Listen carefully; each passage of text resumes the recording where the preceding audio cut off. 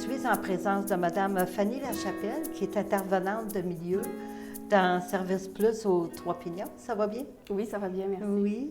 Dites-moi, quel est le rôle de l'intervenante de milieu volet maintien à domicile? Oui, donc le rôle ça, de l'intervenante, surtout quand on parle de volet maintien à domicile, c'est de rendre des visites chez les gens à domicile. Donc, on les voit vraiment à la maison, dans leur milieu, comment ils vivent, comment ils se débrouillent.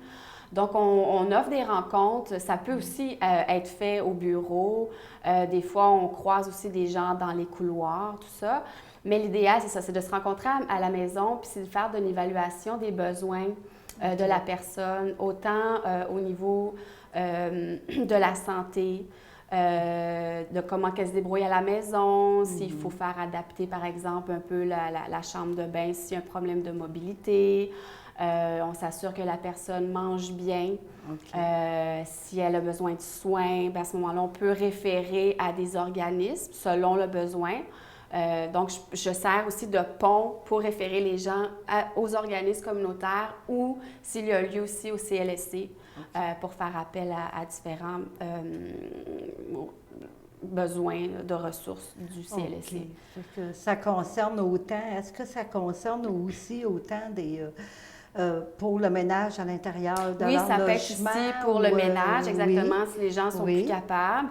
Ça les épuise. Donc, on peut référer encore une fois à des ressources. Il y a aussi, j'aimerais ça, parler de la sécurité alimentaire, qui est assez important chez les personnes âgées. Des fois, pour différentes raisons, que ce soit un problème de mobilité, des fois, c'est aussi parce qu'ils sont seuls, ça leur tente moins de cuisiner, ils ont moins faim.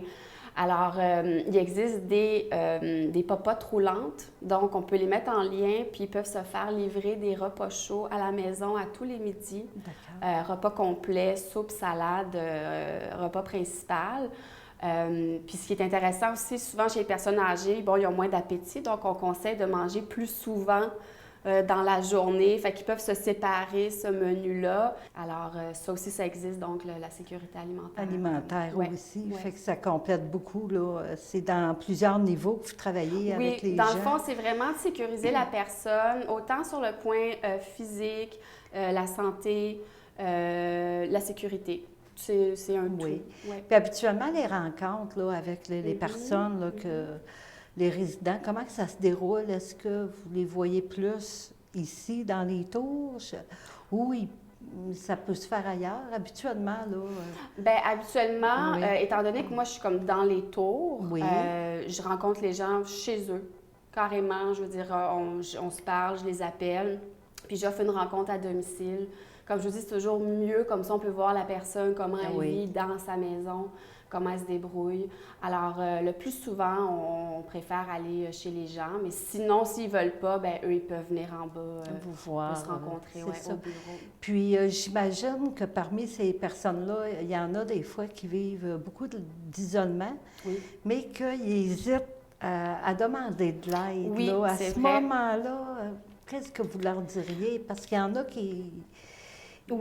Ils savent peut-être pas trop comment dire leurs besoins, comment vous prenez. Ils ne sont pas habitués de demander non plus. Moi, ce que je dis souvent, justement, les services sont là, ça existe. Il faut demander. Il ne faut pas avoir honte non plus ou être gêné, comme par exemple, il y a plusieurs personnes qui vont circuler avec leur déambulateur. Il y en a que, quand c'est nouveau pour eux, ils sont gênés de circuler avec leur déambulateur, ils ont honte. Donc, moi, j'en parle ouvertement, tu sais, puis il y en a tellement dans les tours aussi, des gens qui circulent en déambulateur.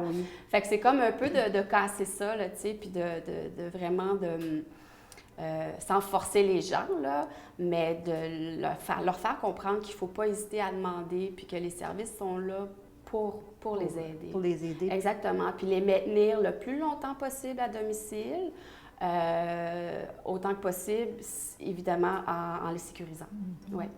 Oui. Puis à ce moment-là, ils peuvent vous rejoindre comment, ces personnes-là qui auraient besoin de l'aide? Ils téléphonent? Ils peuvent appeler au bureau. Au bureau? Ils peuvent appeler au 514-524-3015. Oui, le numéro de l'administration. C'est ça. Puis ils ont juste à demander pour moi, pour me parler.